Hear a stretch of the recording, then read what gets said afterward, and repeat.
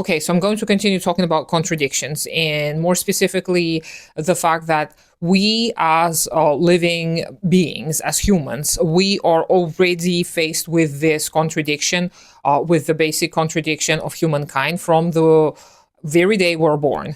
Because once we are born, we are opposed by the material reality and the ideal reality into which we should be integrated. And this is not something that we can opt out of. We cannot choose not to be a part of the humanity, because we have already been born by humans and we are raised to be human subjects. So thus, the primary contradiction to us, even as a baby, is us versus the world. But as we get to know this world, we see that we are a part of this world. We're not separate from it. We're not some isolated particle that floats in nothingness, that floats in a vacuum. We see that we have been born of this world, of mankind, of humankind, and we are inseparable from it. And this is where we begin to see the logic of our own becoming. So this opposition that we have from the get-go, from birth, is not antagonistic per se. It is the unity, the infamous or famous rather, unity and struggle of the opposites. It is when we see the sameness and the difference, and then we come to the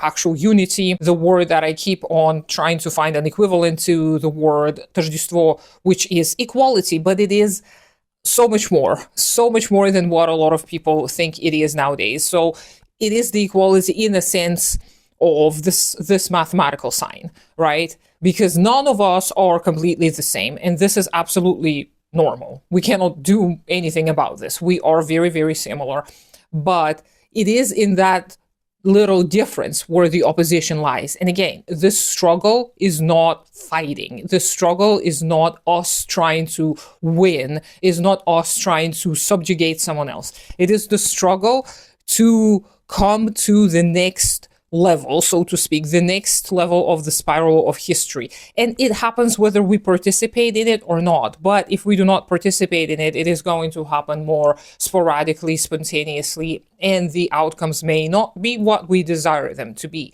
So this is why when we study dialectics, we see the rhyme and rhythm, we see the order to the chaos, we see the rules, the laws that are always going to have the exception that is actually going to be the rule itself. So, and in the 5th chapter of the dialectics of the abstract and the concrete in Karl Marx's Capital, Ilyenkov talks exactly about how informal logic, which the vast majority of the bourgeois philosophers and researchers in Marx's time had to adhere to, informal logic, if you do not have complete formal equality, 1 equals 1, then something is wrong. And you have to eliminate that mistake from your process. And he talks about how in dialectics, this is actually embraced. When you see the equality that doesn't quite match, when you see 1 equaling 1.00001, you actually get excited, because this is your contradiction. This is where 1 is not quite what it's supposed to be, not quite what it usually means, etc. And then when you start looking into this case, in this case, you actually will see the struggle and the unity. If you're able to historically, materially observe its becoming, its genesis, how it became what it is, you will see the necessity of this contradiction and how this contradiction is going to be overcome in the future. So you will be able to predict the tendencies. And this is what Ilyenkov argues has been done in physics. He refers to Einstein for a little bit, but I do know that nowadays we do have even more data on quantum physics. Of course, I'm not going to provide any information on that, even though I do know some people who are PhDs in physics. I'm not going to be able to repeat all of the information that I was made aware of, because I just simply do not understand it well enough. However, the principle of the dialectical method is that you look actively for a contradiction, and the right contradiction is going to be your right abstraction, your correct abstraction. If you abstract something that is actually not relevant to whatever question you have, then you're going to be led astray.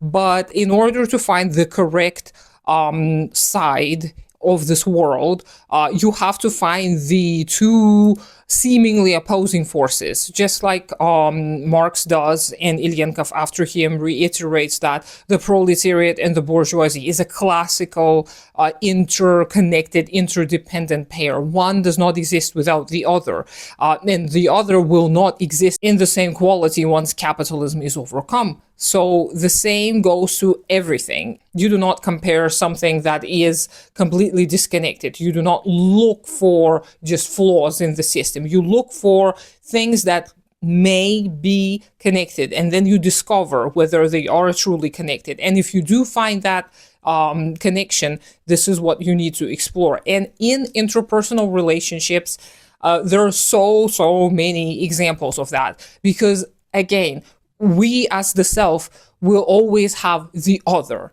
Remember when I mentioned Lacan on a couple of occasions? He uses that same dialectical method to talk about the subject and the other. Every one of us is a subject. And then we have the other of ourselves in our heads, in our ideal. And this isn't some kind of schizophrenic split ego necessarily, even though he does talk about the schizophrenic fragmented ego. This is not exactly what I'm talking about. I'm talking about the fact that the subject will always use some kind of point of reference that doesn't actually exist necessarily in the material world, but it is based off of what is happening in the material world. So it is the abstract other human that is always watching, the big brother, the mother figure, the father figure, what have you, the God figure. So this other is going to dictate necessarily certain requirements and rules that the self is going to follow. This is not ego, superego, id, Freudian theory. It is Lacanian own kind of invention that is kind of loosely based off of Freud, but it is much more dialectical, even though not completely so. Still, it is a pretty useful framework. So when you apply that same framework to your own interpersonal relationships, you see often that it is not you versus this other person that you may be engaging in conflict with, right? Or having disagreements with. It is you versus yourself. Even if you do have an actual real life conflict, you always have to do the right abstraction. Is it you actually arguing with the other person, or are you arguing with yourself? And of course, on the internet, everybody does that.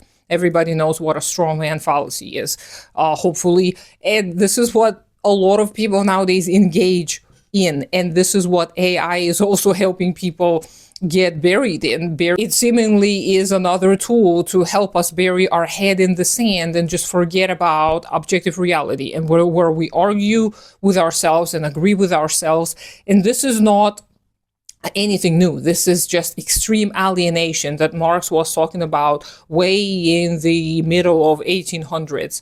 So this is going to be very useful to you, even if you don't think that communism is the way to go, even if you don't believe that capitalism needs to be overcome. You still are going to benefit tremendously from reading about dialectics and trying to get into that framework and get familiar with the method, because this method is absolutely a solution. And this is what Ilyenkov argues has led science all throughout the centuries, all throughout human history.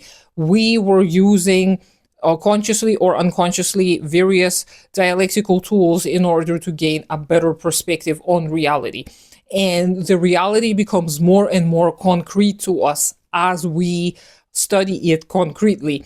And it is not done with the abstractions that are based off of purely ideal ponderings. If we just sit there and fantasize, the reality is not going to correspond. So we need to look into the objective reality, look into the logical pairs, dialectical pairs, and then we will see the contradiction.